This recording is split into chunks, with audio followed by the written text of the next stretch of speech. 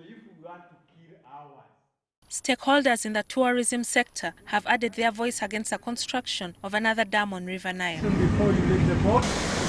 On 7th June, an advert in the local newspapers indicated that the Electricity Regulatory Authority had received an application by a South African energy firm for a feasibility study for the construction of a hydro dam in the Murchison Falls Conservation Area. This is the oldest and largest protected area in Uganda. It comprises the National Park, Bugungu Wildlife Reserve, and Karuma Wildlife Reserve.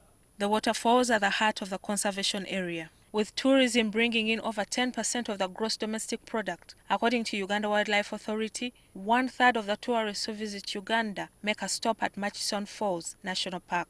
It combines three. One, the wildlife.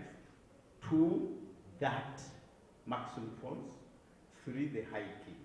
But even the hiking is done along those falls.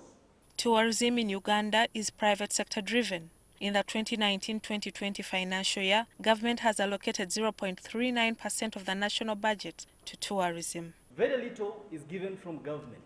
We spend our own little money, which is a little saving from what has been heavily taxed, to ensure we get more visitors to visit this country. Murchison Falls is the icon. It's a silver coin of this country. With construction, the majority of the water will be stored behind the dam. This means a large part of River Nile downstream could dry out, leading to the destruction of animal and plant life. Uganda Wildlife Authority, the institution with mandate over Murchison Falls Conservation Area, is caught between a rock and a hard place. I hear people say that we have a lot of electricity, but let us get even more. It is okay.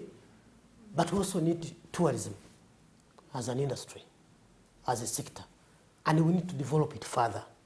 And I think the tourism itself needs electricity also. Government must find a way of balancing development with conservation, since tourism is Uganda's largest foreign exchange earner. I know the President has been talking about nuclear energy, which is clean energy. We should look at solar energy, which is a big source, and we have abundant sunshine in Uganda. Uganda has about 25 hydropower stations, and the government's strategy is to achieve 26% of electricity coverage by 2020. Unfortunately, only 10% of the population has access to electricity. An online campaign against the construction has garnered nearly 9,000 signatures. Gillian Nantume, NTV.